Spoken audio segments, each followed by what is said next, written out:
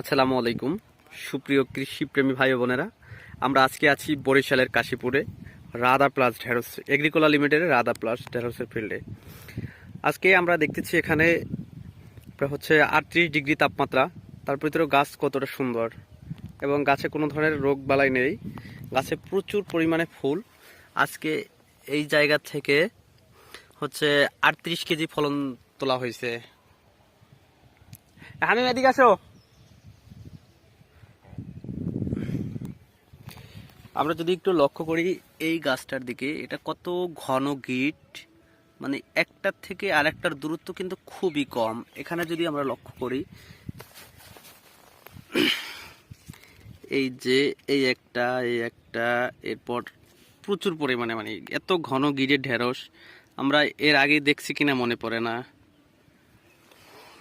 আমরা এ পর্যায়ে